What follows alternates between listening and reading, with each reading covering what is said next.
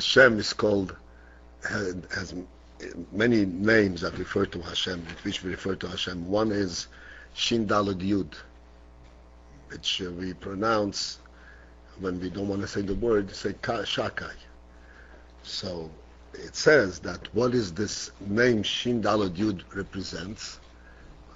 It represents that the word Dai means sufficient. Everybody knows what the word sufficient means? Enough. That there is enough. And it means that Hashem has enough for everyone. No matter how many there will be, He has got room for everyone. So we have to reflect that. We in our lives have to approximate Hashem. If Hashem has room for everyone, and for us too, even though who am I, we have room for everyone too. That way, we get the sense that we're living in Hashem's world, not in our own. There's another Jew, I have room for him too.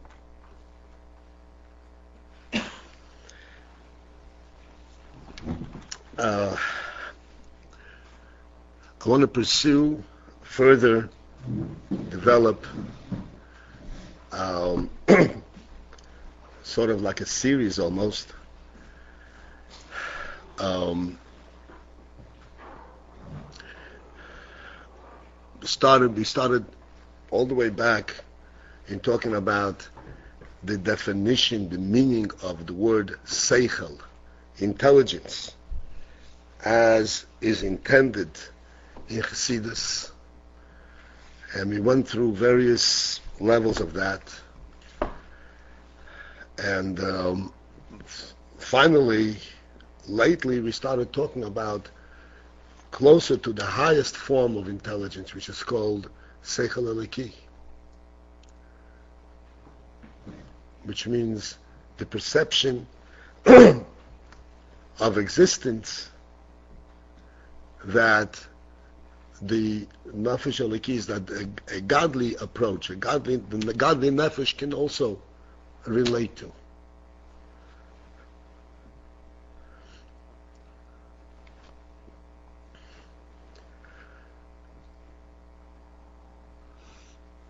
The purpose of this particular series and this particular approach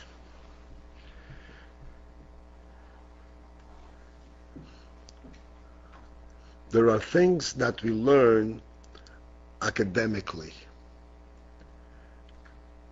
which means this is what you're supposed to do, this is what you're not supposed to do. These are the reasons for things. This is in Torah. In the world, we learn, we can study all kinds of worldly concepts, mathematics and physics.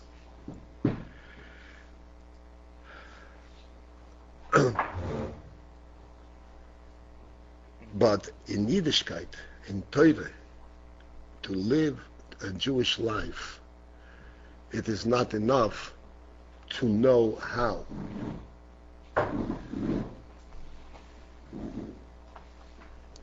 We have to be able to personally relate to it.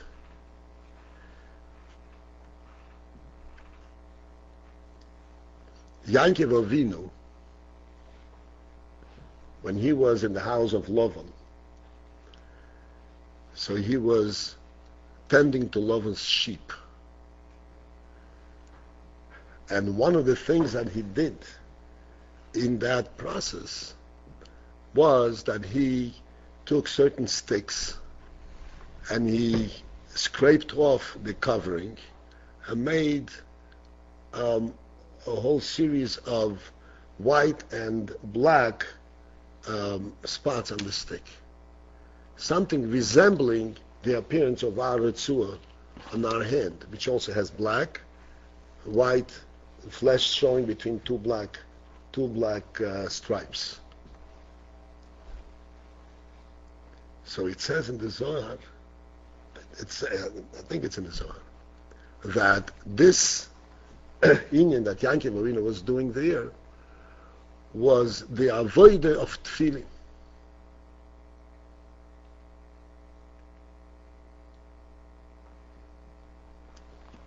The deeper intent in that was the union of tefillin, and Yankee Avinu, as we know that the Ovis had performed and fulfilled all the mitzvahs before the Torah was even given. They understood the mitzvahs from their spiritual sense, from the spiritual intent and meaning, and they were able to do certain things that reflect these mitzvahs and accomplish these inyanim on a spiritual plane.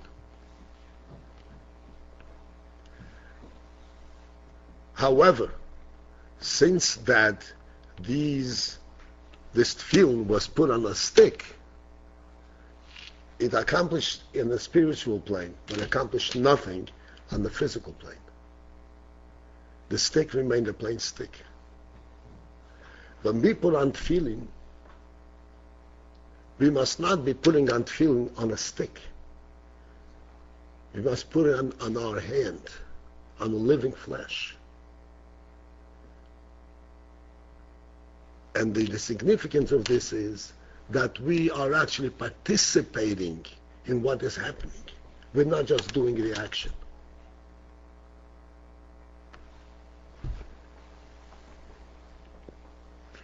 This is of primary importance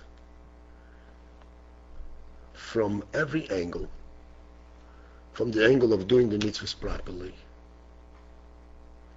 and also from the angle of personal involvement and feeling personally fulfilled by doing the mitzvahs, rather than just doing an act that I don't really understand what it's all about, and it's just obligatory on me to do it, and I do it. Once you wrap the strap and remove it.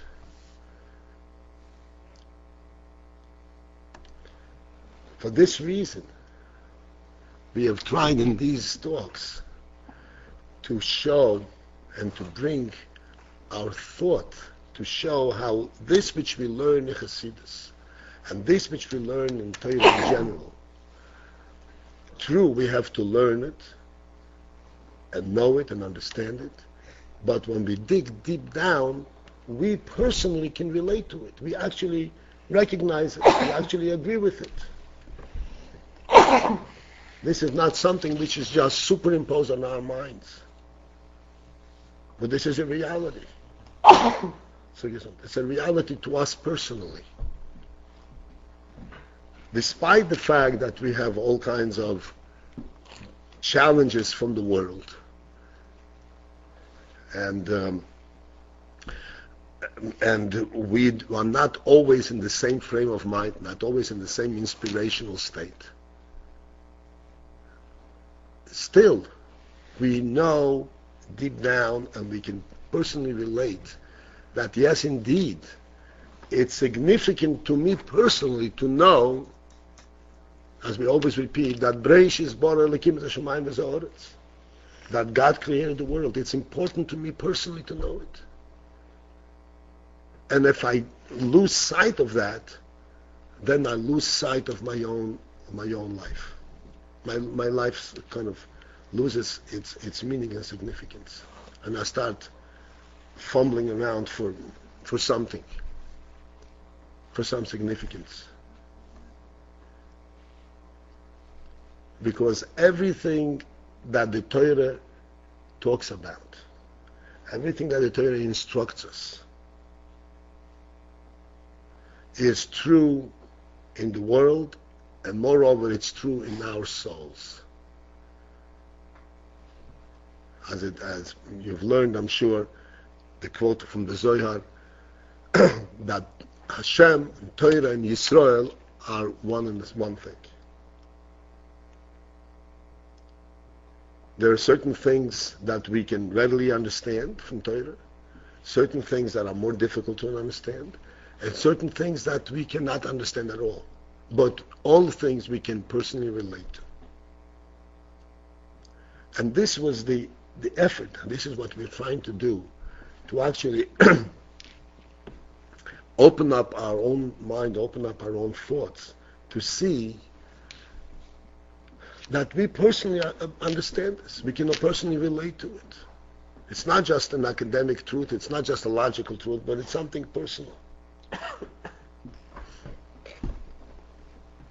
So now I want to pursue a little further what we started in the last week or a couple of weeks ago, to expose us to this higher level of seichel, this higher level of intelligence, which is called seichel eliki.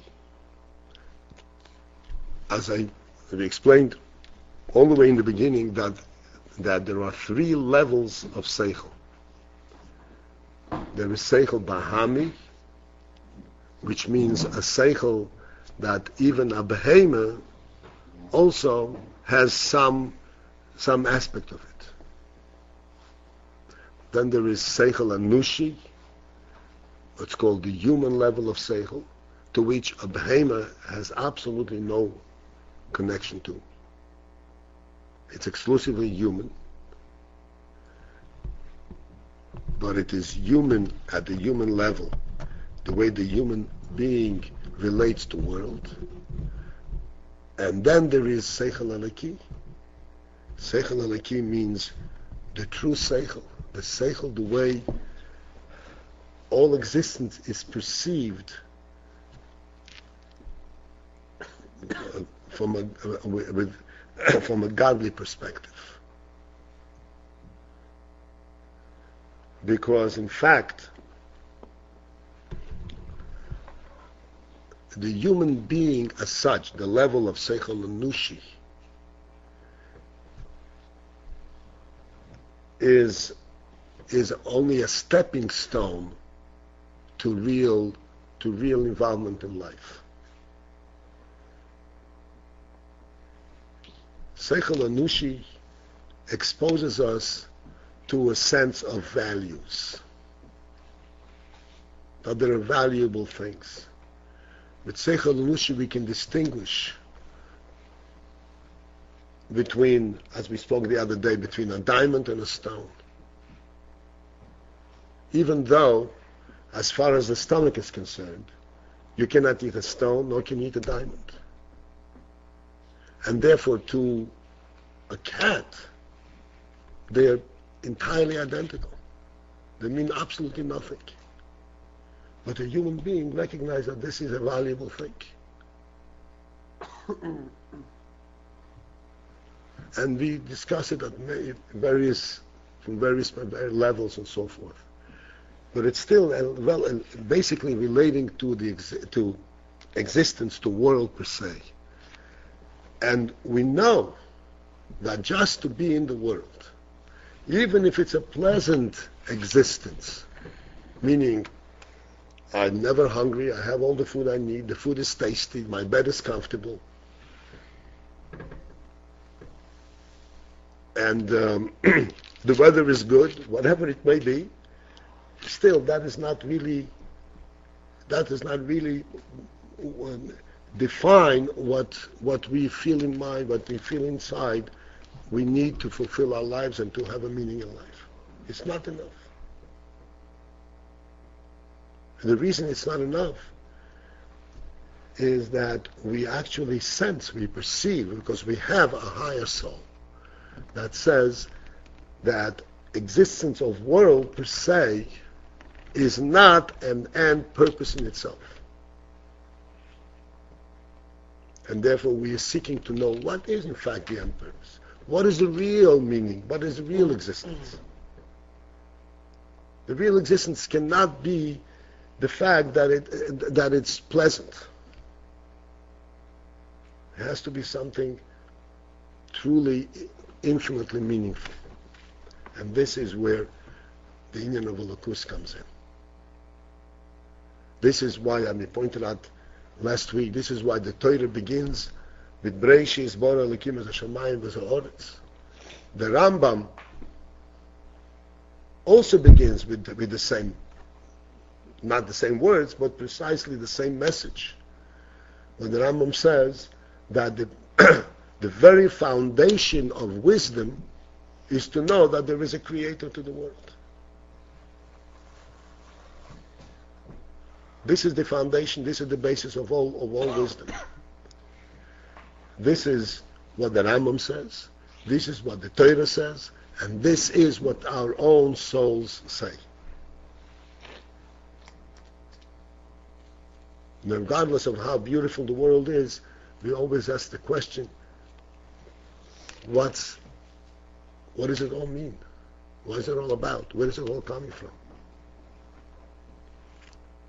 And as long as we don't feel, we don't sense a value in its presence, in its existence, no matter how beautiful it is, it doesn't really answer our basic question. So this is a kind of a general overview of what we were trying to do in the last couple of weeks, and I want to pursue this further.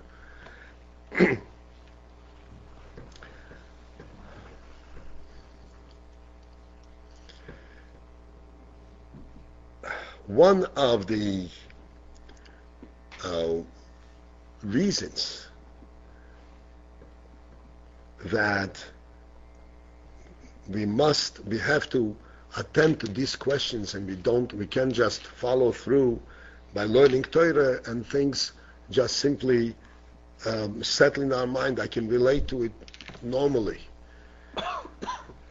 When we start teaching our children, our children never ask the question, oh really? Does it really make sense? The child learns and everything instantaneously makes sense. Because a child, without any kind of philosophical reflection, recognizes that the world is made. It's not self-made, it's not a real mitzvah on its own. And when you say Hashem created the world, it instantaneously connects. Makes perfect good sense.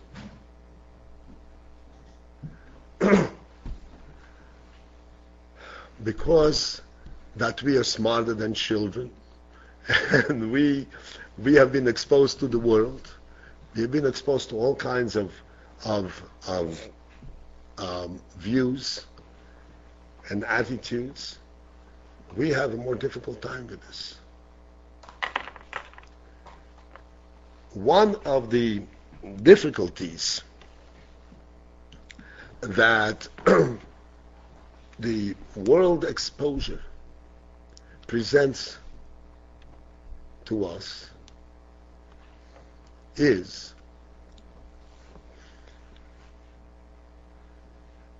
in the world the human being and human accomplishment is measured by personal success, personal accomplishment.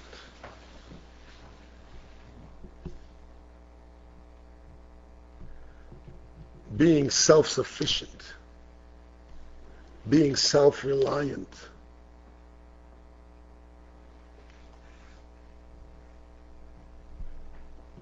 Some of us have been exposed to this minimally, and some more intently and with greater effect. I've been in contact with various people, and I remember specifically there was a gentleman, very wise and good person, but it was primary in his mind that to ask advice is a human weakness. You have to be able to resolve your fakes, your doubts, your questions, all on your own. Now we can readily understand that this is taking this idea to really to what's called a negative extreme. But someplace, any place in between the extreme, there is the inherent sense that what does it mean that I've been successful in the world if I have accomplished things with my own hands, accomplished things with my own mind, my own wisdom, my own research, my own power. I have done it because I have the resources to do it. And this has been used in great instances, in many instances, to weaken a person's resolve to avodas Hashem. Say, oh, you're asking Hashem, you believe Hashem is going to help you. That's a cop-out. You're not prepared to face the challenges of life on your own. It's because of your weakness. It's not a real perception. You want to believe because you're afraid of life. You're afraid to face your future. That's why you want to believe that Hashem is going to help you. But it's not something that you have a real perception on. You don't really believe it. And I want, in this discussion today, hopefully, to expose the fallacy of this and to explain that we should come to grips and should come in contact and see clearly that this is a false attitude and put this whole concept of self-reliability in perspective. And also I want that we should discuss a little bit the Indian, like we discussed many times before, the Indian of faith, the Indian of recognizing that I'm living not in the world that I'm making for myself, but in God's world. And living in God's world is just as challenging as living in no man's land, in a hefker. A hefker means in total in anarchy and making your own way. It's just as challenging, and even more, and certainly much more accomplishing.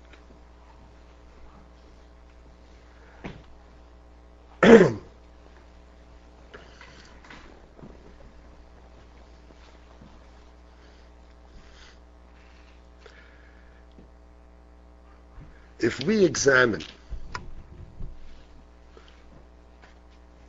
the basis, the central point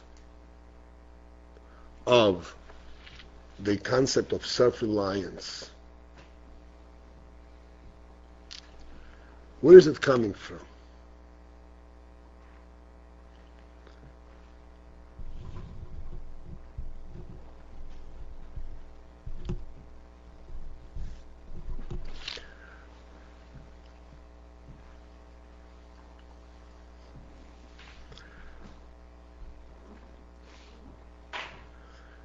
Everything in a person's mind has many layers.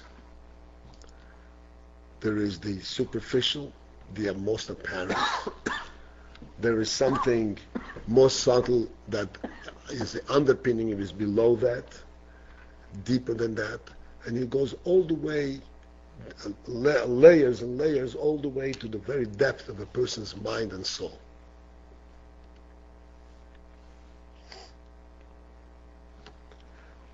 Essentially,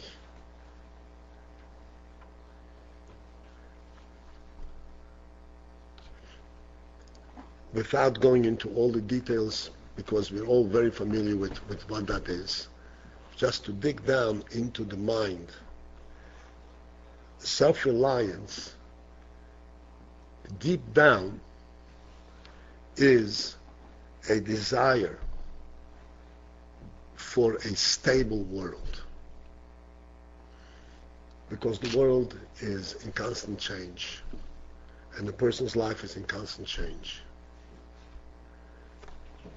And therefore, he in order to get his feet grounded and feel that he is not going to be swept around by the winds, he is going to follow a solid path.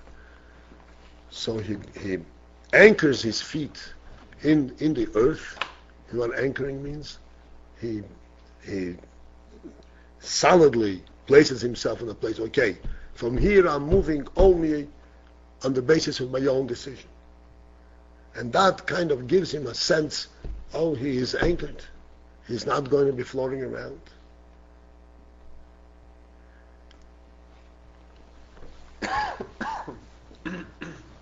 Deep down, behind this whole concept, is this concept. If we examine this a little deeper, we could see what this means is that he intellectually has not recognized that the world, the reality of the world is real. The fact that it's constantly changing is kind of throwing him off. He can relate to a changing world. So he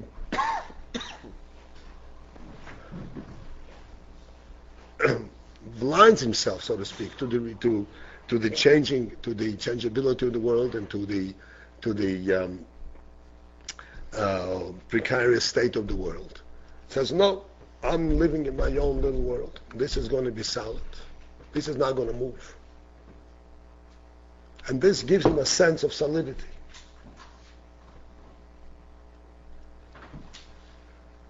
In fact, this huge, beautiful, ever-changing world, without a creator,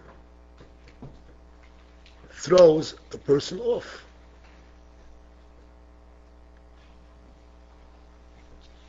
And as a matter of fact, he can't catch himself. What is this all about? One day like this, another day like this.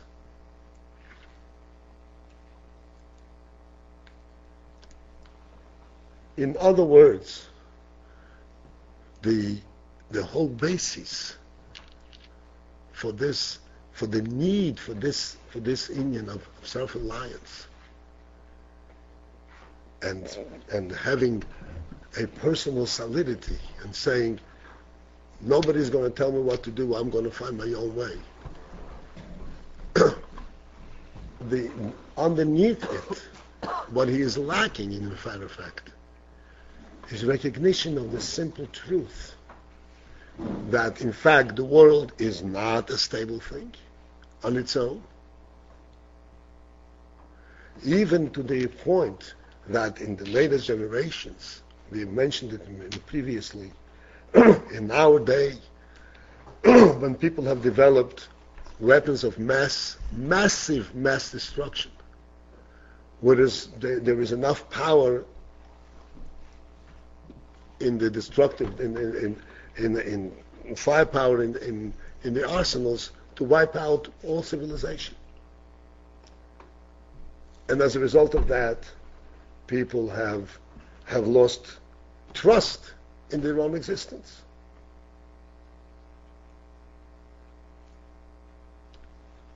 This is permeated, even though hopefully none of you have taken that on seriously, but this mindset has permeated our thinking. It touches everyone, one way or another. And when we hear the word, you have to be self-reliant, it kind of made sense.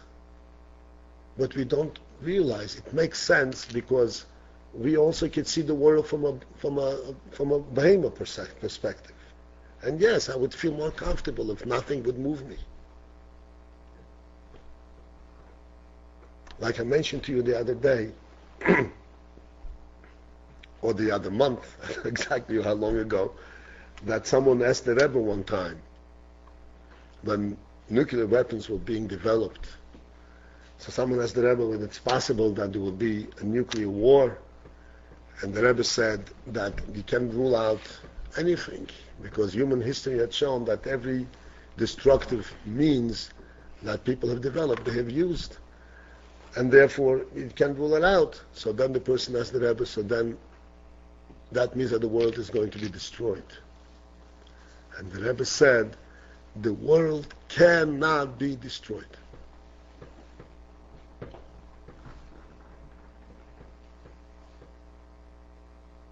Because the strength of the world's existence is not on how many houses it has, and how many trees it has, and how many cars it has, and how many businesses it has, and how successful the agriculture is. The strength of the world, the basis for the world's existence is that Hashem wants it to be. And if Hashem wants it to be, there is no way that anyone can interfere with that, can destroy it.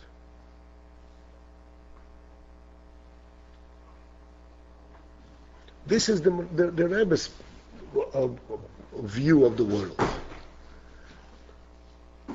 The Rebbe recognized clearly that the world is an ever-changing place.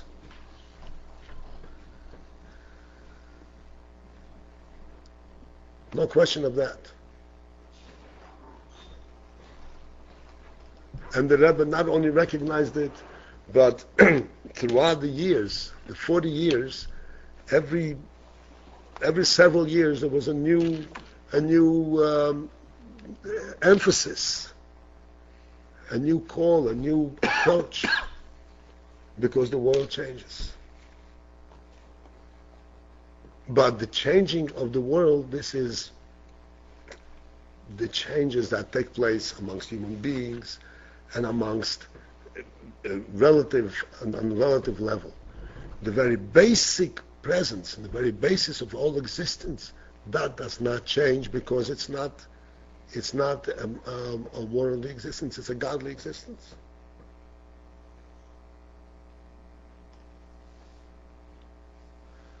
And therefore,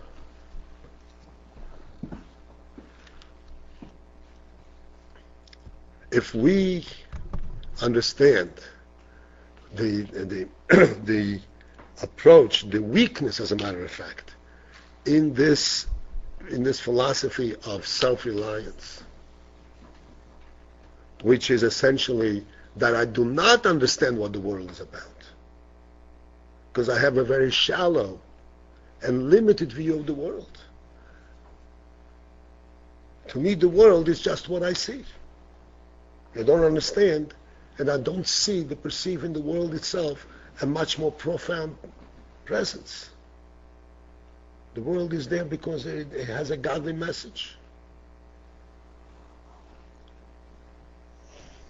That's why I have this need. And therefore, when we have a godly perception of the world, this is not, chas v'sholom, implying any kind of weakness. That because, like we said before, because you're afraid to face the world, that's why you believe in God. No, not at all. This is a much more clear, a much more profound insight, an understanding of what is going on. This is the basis with which I say I don't need to be self-reliant, because the world I live in is a real world. And God is the basis of all existence, including my own. And if I'm in a precarious situation, I'm not sure where to go, I can find out by discussing, I can find out by learning.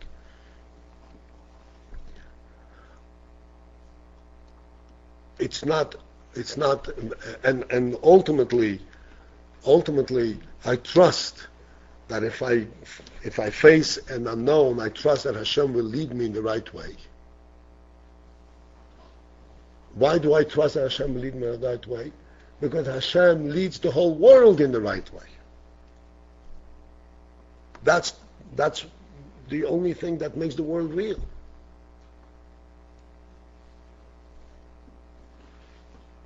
What about saying that if somebody, he will lead you in the right way only if you make, if you don't make right steps towards God, he will not lead you in the right way. He will lead you in the wrong way.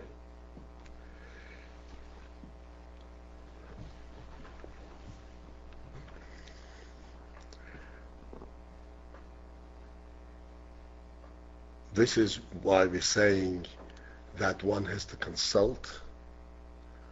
One has to consult a Rav, a teacher, who will be able to analyze the situation and try to help him find his right path.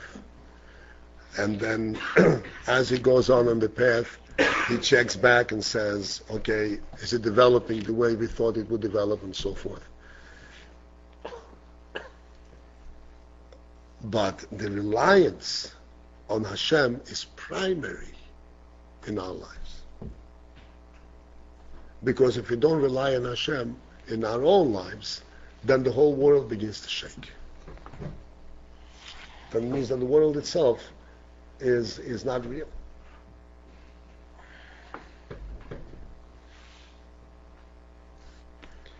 Now,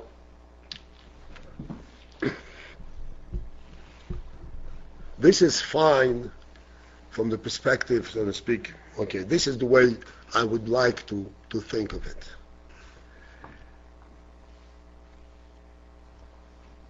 Where do we actually perceive this? Where do we actually perceive this? In what way are we actually exposed to this Indian? As I mentioned to you right in the beginning today, we need to find all Torah ideas, insights. We need to be able to relate to them. We need to be able to find it in our own lives.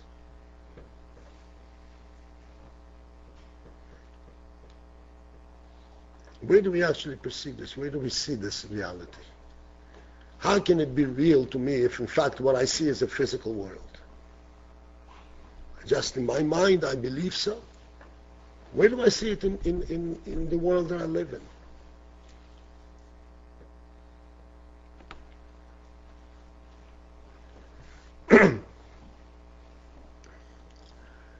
And this is where we connect back to the various observations, various insights that we had about the world itself. When we discussed Seichel and Nushi, human perception,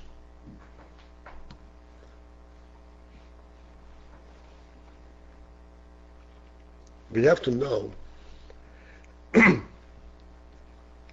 that which is true in human perception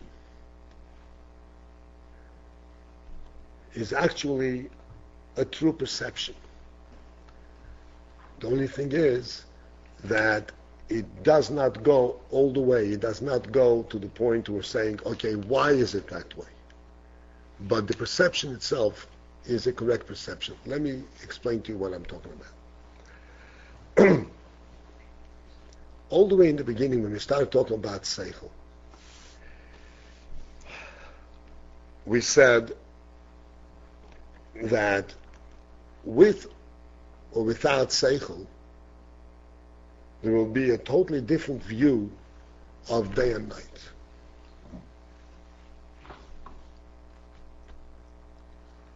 Without Seichel, in other words, Lahavdil Behema also recognizes that there is light and dark.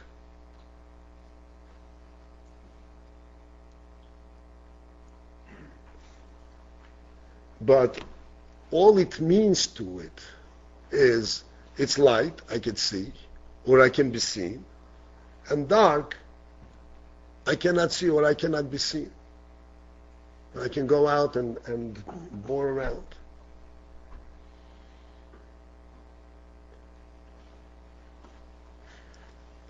It does not represent any kind of significance beyond the practical. I can see my way or I cannot see my way. And as a matter of fact, the fact that I can see my way or I cannot see my way just happens to be an accidental situation. The sun is here so I can see, the sun is not here, I cannot see. It's not anything intentional, it's not anything significant. The human being, because he sees things not with his physical eyes but with his mind, he relates to things the way his mind relates to them.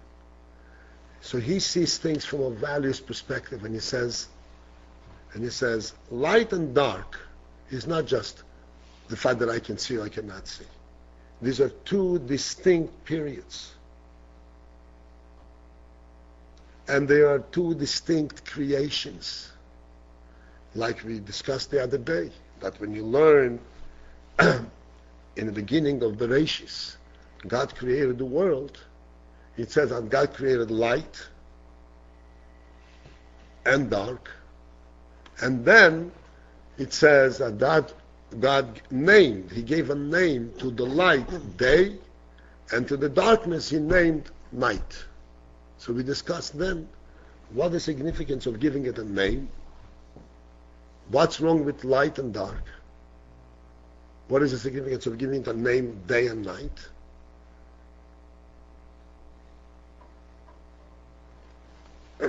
Light and dark only implies the practical implication of I can see or I cannot see.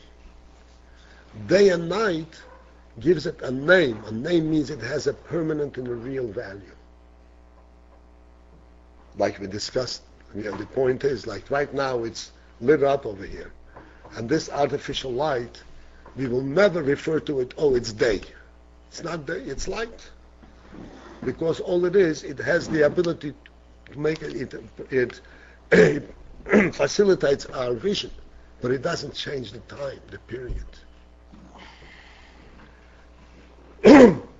By perceiving that there is day and night, the human being recognizes that there is order in the world. He relates to the world differently. It's not just there is earth and I live here. There is order. There is a time for day and a time for night.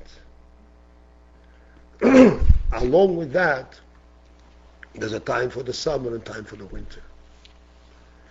In recognizing that there is order in the physical world, it immediately, directly exposes him to someone who had organized this order. The physical world itself, that speaks physically, does not speak of the one who made it. If you're a big philosopher, you can understand it doesn't come by itself, but it doesn't expose you to a creator. But when you see order, order is actually representative of a creator. Why is order representative of a creator? I want to go all the way. Why is order representative? Well, we can readily sense it, but why is order in fact? What's behind it?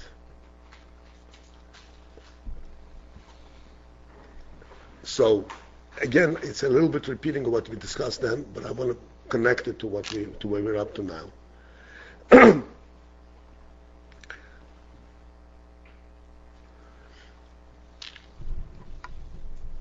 When someone enters this room and he sees tables organized and chairs organized in a certain way, So physically, he sees tables and chairs. By the order of these things, of the tables and chairs, he sees the person who put them together. It relates him directly to the function of the room, rather than the physical content of the room itself. Which means it connects him to the organizer. It doesn't only prove to him that there is somebody organizing, but it makes him a direct connect to the organizer. So that when he is in that environment, he doesn't even think in terms of the tables and chairs themselves. He thinks right away of what's going on here. What was the purpose for its organizing? Because he directly relates to the higher level, to the organizer.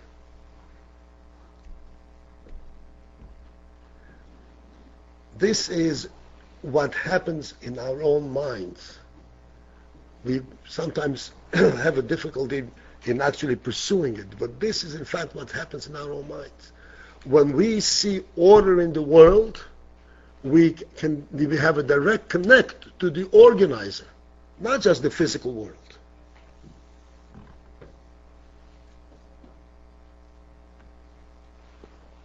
And thus, we actually see the presence of the Creator. And we say that, yes, the sun is a finite entity, and who knows, it can burn out. The earth is a finite entity, who knows, it can be destroyed. And who knows whatever else is flying around in space, and some meteorite is going to come and hit the earth and shatter it into pieces. All of these things are physically possible. But that's not what's happening here. That's not the world I live in. I live in a world that has an organizer that watches everything that happens.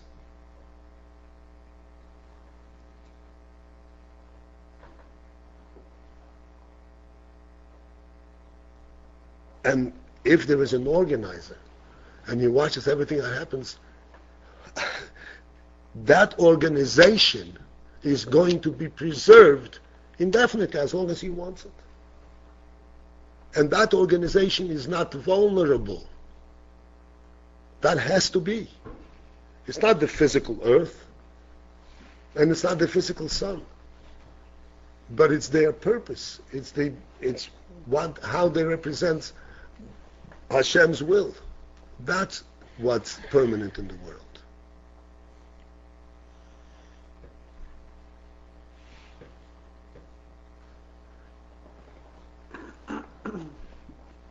This is why the Torah is called Torah's Chaim.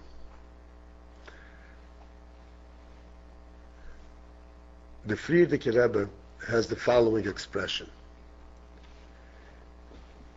Frierdiker Rebbe says that there are things that are the result of life, and there are things that make life.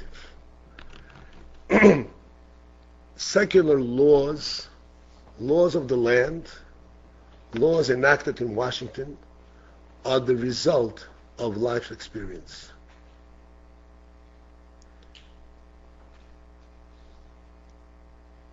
Torah laws create life.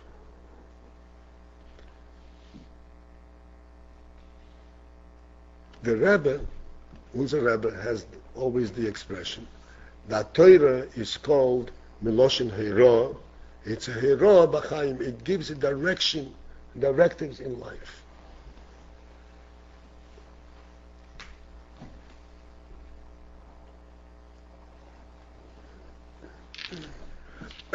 This inyan, that Torah makes life, and Torah gives direction in life. Having discussed this which we did today, we'll be able to understand this concept in a on a deeper level.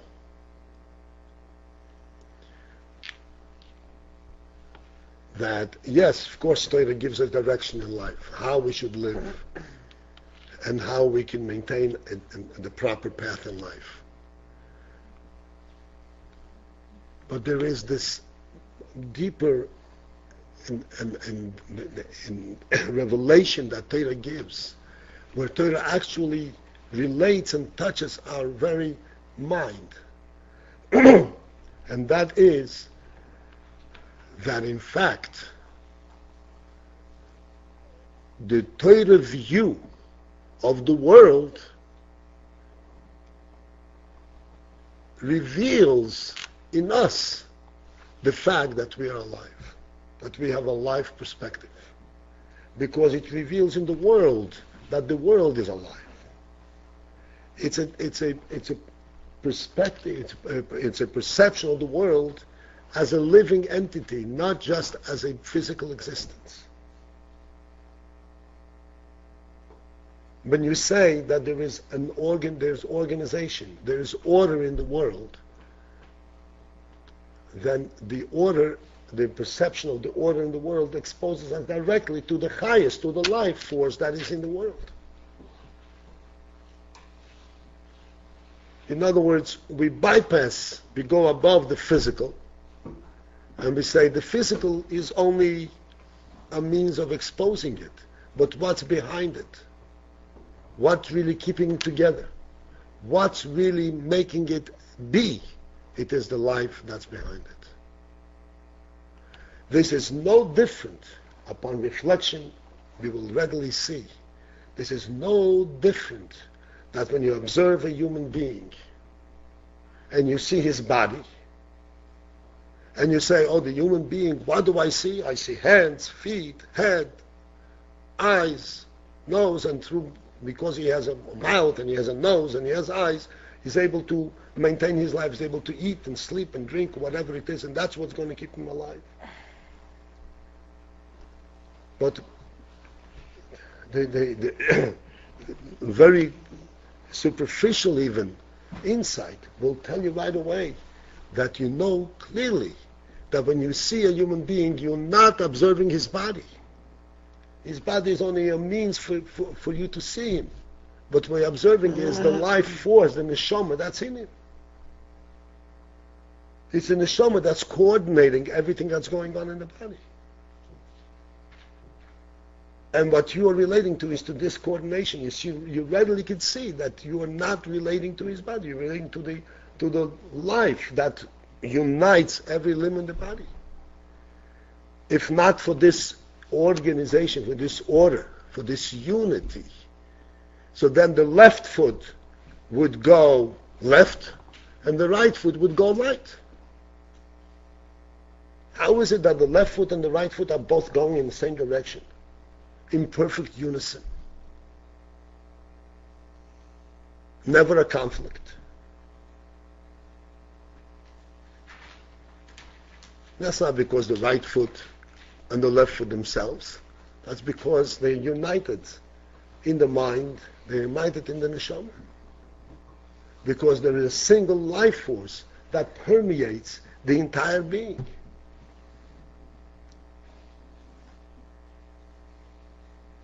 And this is where the human, the seichel anushi, the human perception that we discussed months ago, and the godly perception that we're first now being exposed to, at least in our discussion, come together. We explained then, and it says that derech eretz kodmu leTorah. It says in Torah, in derech eretz, in derech eretz, in Torah. Why is derech eretz a prerequisite for Torah? Derech eretz means to understand that the way to live and to act in the world, the way to perceive the world, is not just on the physical level, but there is a certain sense of reverence, a certain sense of respect, a certain sense of value. This is at the, so to speak, on the most fundamental human perception. There's a sense of value to what he sees. A human being does not see things just from a physical perspective. He immediately sees its value.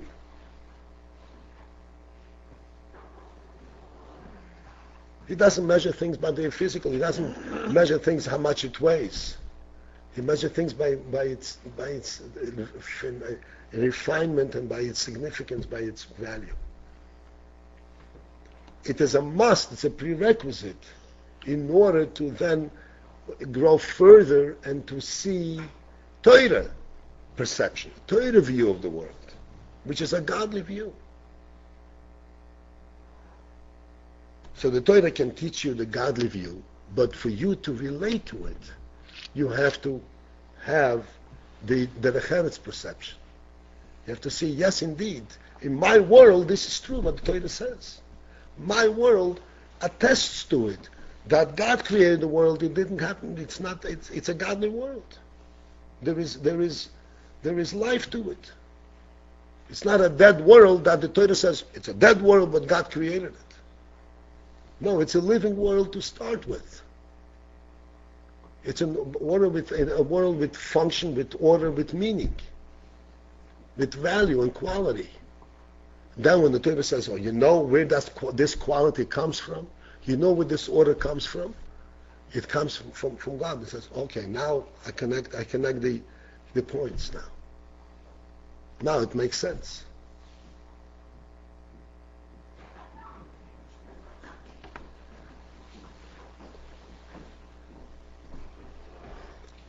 So that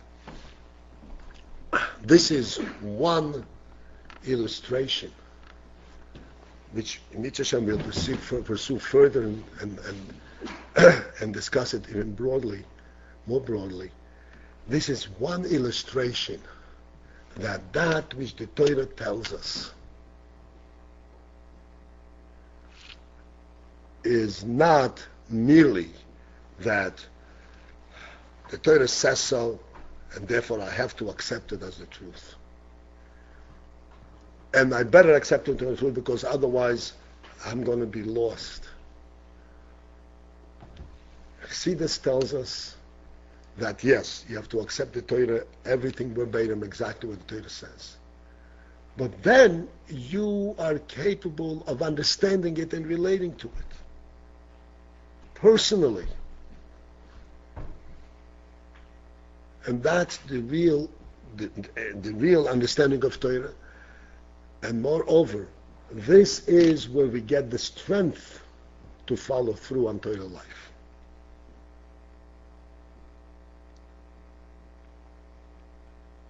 If Torah life would be merely a demand upon us without us being able to relate to it and understand it and feel it, it would be merely, you better do like you force an animal to do your bidding, then we would not have our own strength to follow through on it. This is really our own perception. This provides our own strength to do it, to follow through it. And this is a direct response to the claim that relying on Torah, relying on Hashem, comes from a weakness. It comes from a weakness, Chas v'sholom, if one is blind and doesn't understand what's going on. But if one has a true perception, even a human perception, of the reality of existence, the reality of the world, one understands the Rebbe's statement that the world cannot be destroyed because we have a clear perception that the world is not standing on its own merit, on its own strength. The world stands on the merit and the strength of the Hashem's creativity, Hashem's wish to create it, for it to be. That is a true perception, and it comes from the inner minds of a person. And that truly represents, that is what truly represents the strength of the human soul. Just to the contrary of this other claim.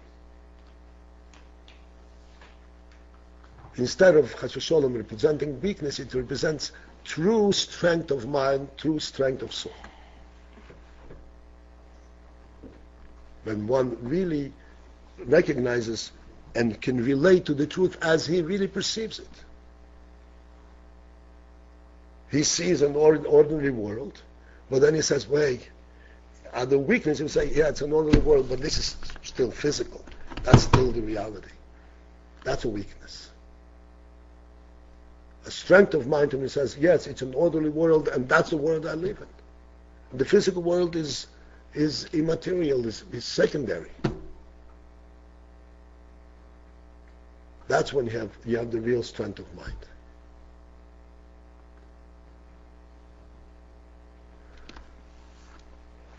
So, Mitzvah Hashem, this has to be further developed and so forth, and we can pursue it. I just wanted to go the next step. We have to know the bottom line, that faith, trust in Hashem, understanding the world from a Torah perspective, is not only true, but that represents the true inner strength of the human mind. And this is what opens the human mind, opens his soul. It gives him the strength to follow through in a productive and an all-accomplishing life, and brings all the blessing to a person's life. Brings Hashem's blessing. And in the context of our times, ultimately, this is what Mashiach is going to reveal to everyone. We are only preparing for it. And ultimately, Mashiach will reveal it to all of us, to the whole world. So, this doesn't have to be recorded on this. Oh, on this, yeah.